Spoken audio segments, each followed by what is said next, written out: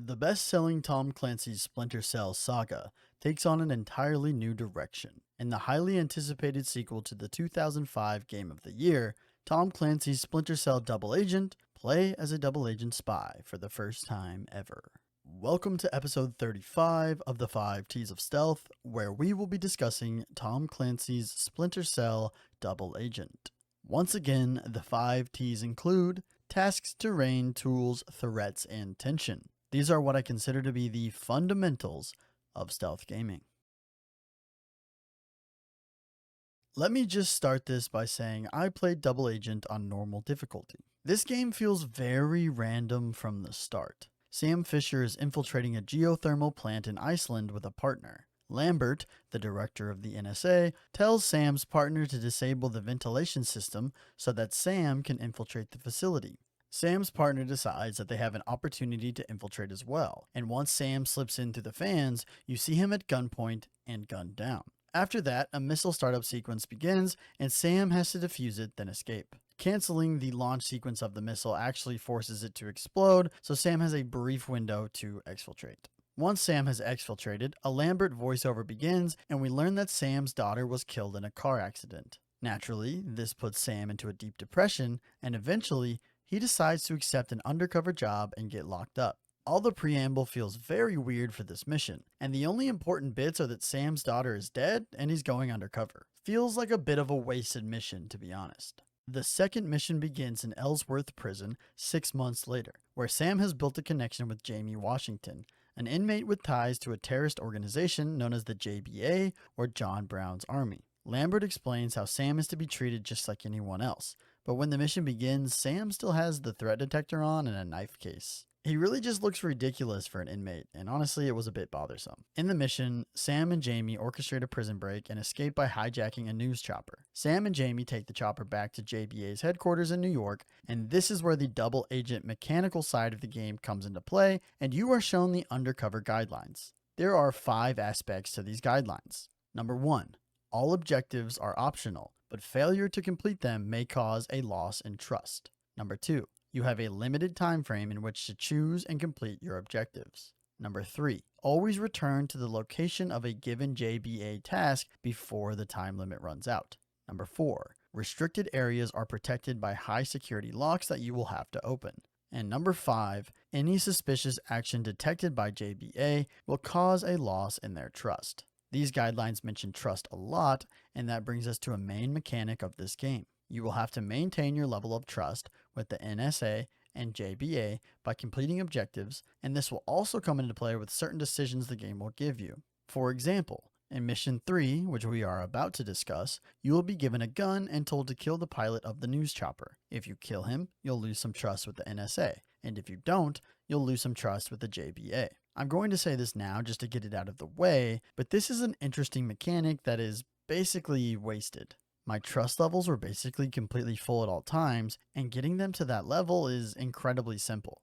If you complete the missions that you're given, you'll be fine, and there aren't any really hard decisions to make that could totally jeopardize the game. Let's get back on track. Mission 3 begins once Sam and Jamie arrive at the JBA HQ. The mission starts with Sam getting a bit of a tour from Jamie. Then a man named Moss comes along to drag Sam to a training course. The training course is very simple, mostly just avoid lasers or cameras and refamiliarize yourself with the movement mechanics. At the end of this course is a safe that Sam needs to crack in order to pass the training. And let me tell you, I absolutely hate this safe cracking minigame. Basically, you have to spin 3 dials and line them all up, but it's very strict and getting it just right is super annoying, and that's assuming that the controls actually work. I would constantly click to crack a safe and it would either not work at all, or I would have to hold additional buttons that weren't involved at all with the minigame. This was such a frustrating experience all throughout the game. Once Sam has cracked the safe, he has 2 NSA objectives to complete.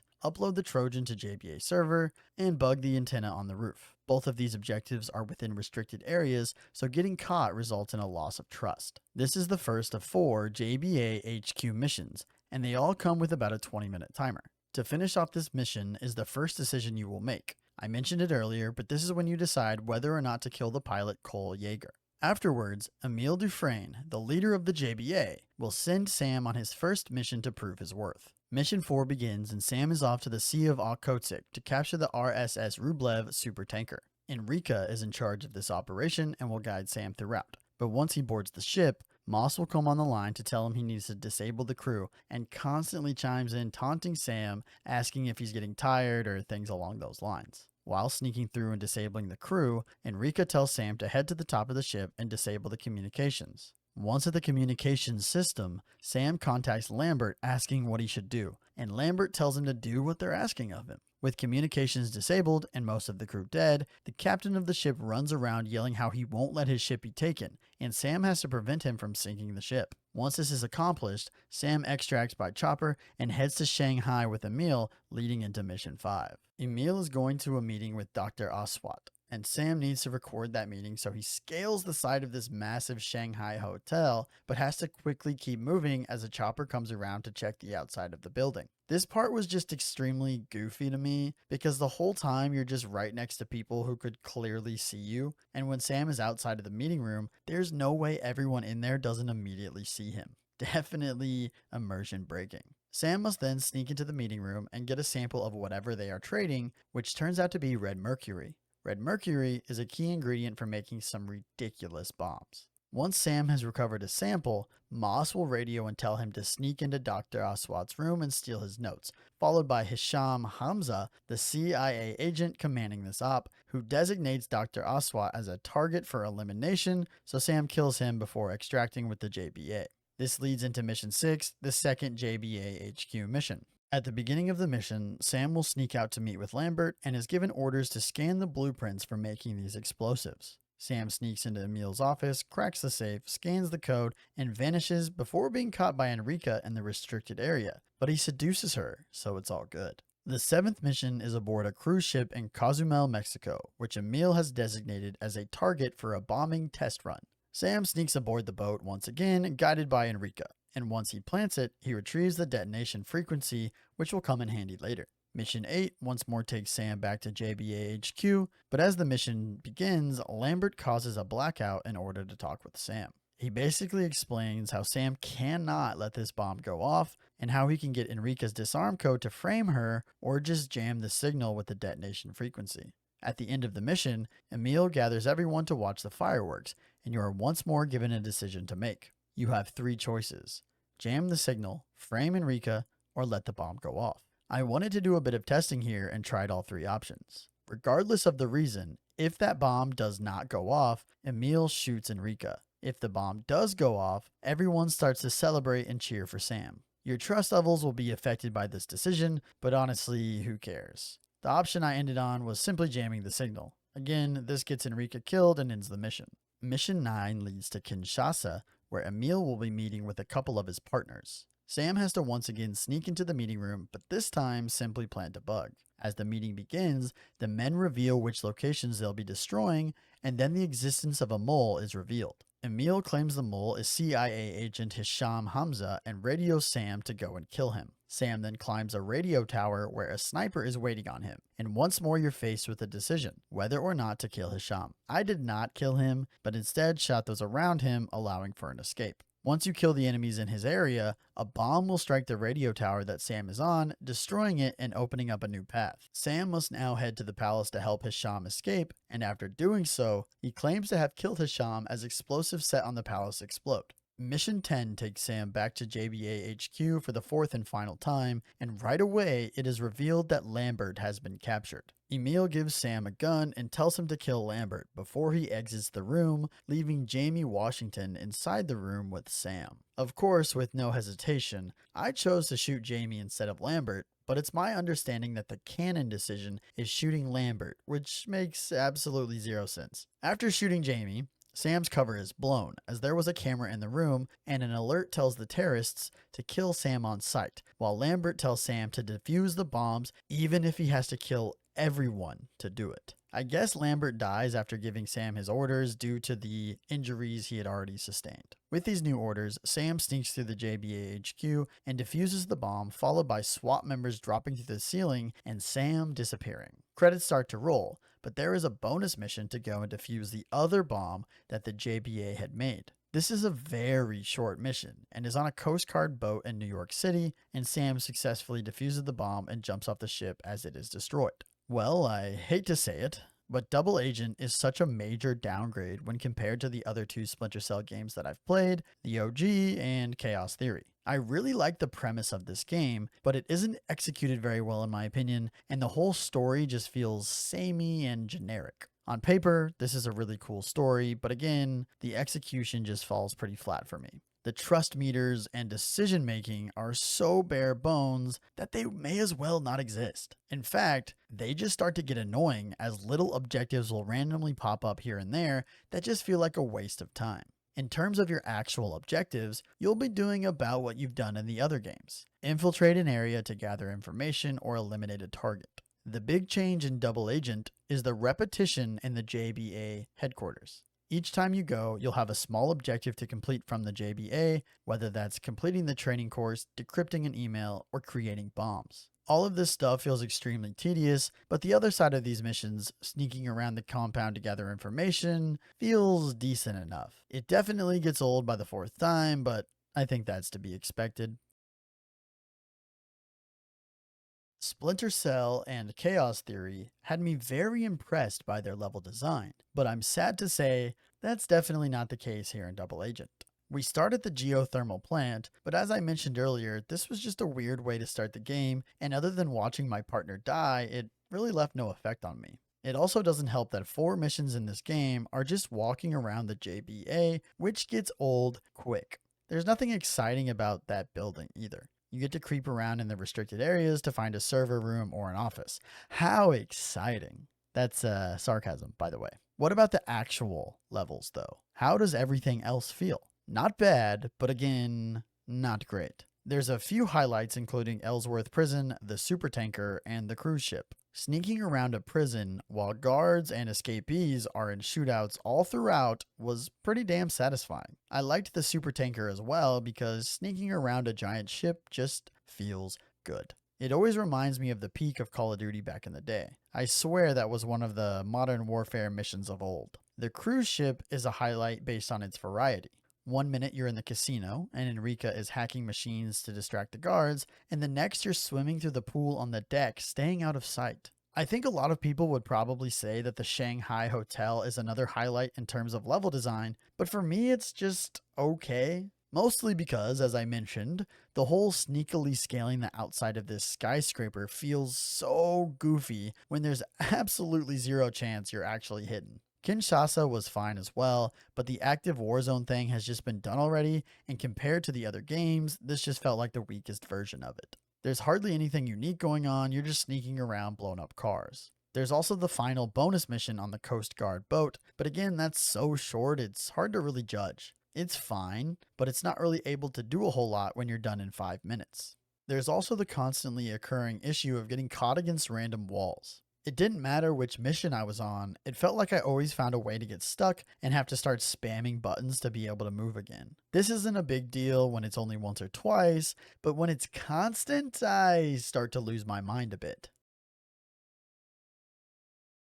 I have no idea why this decision was made, but Double Agent removes the sound and vision meters and replaces them with this weird threat indicator. I have no idea if that's what it's actually called, but that's what's stuck in my head, so I'm going with it. If you're hidden, it has a green light, and if you're not, it's yellow. Oh, and get this, if an enemy spots you, it'll start flashing red. This is definitely an improvement on the systems of the previous game. Again, that's sarcasm. I hated this so much. Not because it's the worst thing ever, but because it's such an unnecessary downgrade. You made a great system, so please keep using it. Don't switch up to this bullshit. Other than that, Double Agent pretty much mirrors the other games. Honestly, I don't think I can type it all out again, so if you're watching this Double Agent review, I'm going to assume you've either watched the other reviews as well, or you're at least familiar with Splinter Cell and just kind of speed through this. Can you tell I'm kind of fed up after playing this game yet? Basic movement is solid enough with a jump, crouch, and a variety of speeds which are controlled by the mouse wheel. You can also climb on all sorts of stuff like ladders, pipes, fences, zip lines, and more. Staying in the dark is important in this game.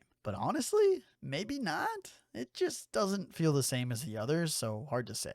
Sound is still important, I guess, but this is another system that seems really dumbed down and stripped back. Honestly, Double Agent just felt worse to play in every way than the OG and Chaos Theory. And call me crazy, but the camera felt a lot worse in this game as well. That could have just been a me thing and like a general frustration thing, but it just kind of felt off. In terms of gadgets, you've basically got the same variety. You can lockpick doors, optic cable underneath doors, laser mic combos from a distance, and you've got the same variety of vision with night vision, thermal vision, and whatever the hell wave vision was supposed to be. I don't know, and honestly, I don't really care. If I'm being honest, I barely used any of the visions in this game. The one exception being on the super tanker mission, since the snow would come and go, obscuring vision, and the thermal vision was helpful in finding the opposition. The game explains that you will unlock more equipment by completing missions marked with a star, and at first I was tracking these until I realized I wasn't really even seeing the stuff I unlocked. I'm not sure if there was a loadout section or something similar, but I didn't see anything. Maybe this was for the multiplayer mode that no longer works. I'm just really confused about the whole system. This list included a ton of grenades, including a frag, flash, sonic, smoke, EMP, or gas. You could also unlock upgrades for your equipment, making things like hacking go faster or your pistol's EMP shot recharge faster. I guess from here I'll segue into the pistol, and it's a pistol, as you would expect. But as I just said, it's got an EMP blast that can temporarily disable electronics like cameras.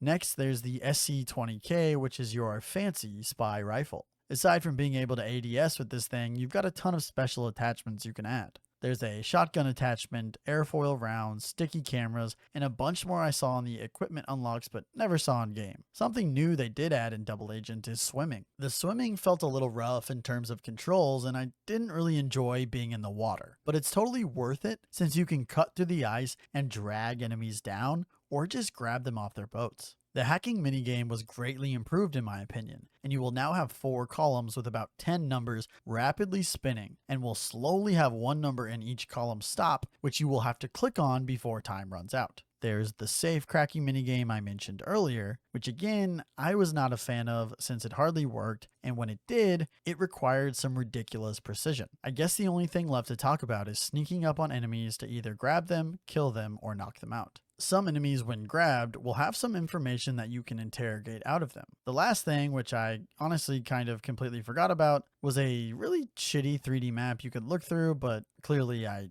never did. Your main enemy, once again, is an assortment of soldiers and terrorists. Detection in this game feels incredibly inconsistent. One minute I'm thinking, wow, the detection really sucks in this game. Even if my indicator is green, I shouldn't be able to breathe on a guy's neck and be fine. Then other times, enemies will randomly flick on you, and you can actually watch their bodies tweak out when it happens, making the detection just insane. Overall, I'd say it's pretty bad. However, enemies do still react to open doors or turned off lights. Aside from our basic enemies, the only thing present in Double Agent is cameras, which are very simple. I guess the other thing to mention is once again the keypads and retinal scanners with newly added audio recognition locks and fingerprint scanners. However, all of these are only in the JBA HQ and are only unlocked when the story dictates, giving you a device to scan fingerprints or record voices. Ultimately, they're pretty irrelevant, and that's sad to say for a Splinter Cell game. Double Agent is without a doubt the easiest Splinter Cell game I have played thus far, and is overall just not that hard. All of the systems feel extremely simplified, and there were some sections where I would say screw it, let's see what happens, and just beeline it straight through with no consequences. I honestly felt pretty untouchable compared to the rest of the series, and coasted through most of this game. There were definitely moments here and there that I had to keep restarting, but that's mostly because I like to be a perfectionist at times and complete things a certain way. When I was preparing to play Double Agent, I was very nervous. The Steam page has the game listed at mostly negative, so of course I was worried. But when I started reading the reviews, I mostly saw something along the lines of, "This is a good game, but a bad PC port." Still, I was nervous, but I can deal with technical issues as long as I can actually complete the game. Unfortunately, The reason I don't like this game has nothing to do with the technical issues. Well, I should say that they have an impact, but for the most part, they could be ignored. It's hard to want to say that this is a bad game because I don't really think it is, but in comparison to the OG and Chaos Theory, it is unquestionably a bad Splinter Cell game. And ultimately, that leaves a really bad taste in my mouth. All the mechanics have been oversimplified, and it feels like staying in the dark isn't even a real mechanic anymore. The consequences of being loud are also very extremely stripped back. I don't understand what happened because this is not the same Splinter Cell. I do still have to talk about technical issues though, so let's jump into that. First of all, I had probably 10 to 15 crashes, including once when the game froze and I had to restart my PC. Aside from that, I had occasional audio glitches where the only thing you could hear was sound effects. I had to watch playthroughs of some levels just to get the dialogue I was missing, just in case it was interesting. Sadly, it usually wasn't. Another issue was NPC interactions not occurring. On some levels, some NPCs would talk to each other, or there would be some other interaction where they would move around the map. At times, this just didn't happen. I think the best example of this is sneaking around the casino on the cruise ship. As I mentioned earlier, Enrica would hack the machines to distract the guards, but sometimes they wouldn't react at all, which meant I was just kind of stuck. It also felt like at times that guards would stay on alert after reloading a save. I can't confirm that, but it definitely felt like some of these guys were just acting a bit odd. The one technical issue that I'm always so happy to see also occurred, and that's dead bodies completely glitching out and starting to do spins and flop around. This only happened a couple of times, but it was hilarious to be moving a body and then when I set it down, start taking damage from the body, freaking out. I was severely disappointed in Double Agent. Not because of technical issues, not because it's a bad PC port, but because it's a bad Splinter Cell game. On paper, the premise is very intriguing, but in practice, none of it comes together well. The spectacle has definitely been my favorite part of this franchise, with sneaking through some of the craziest locations possible, but this game had none of that. There really just wasn't a lot to be excited about, including the fact that the gameplay felt exponentially worse than before. I didn't even mention how horrible the UI felt, and how you couldn't do anything without a huge pop-up and a transitional animation, including switching between weapons. It was just very weird and clunky.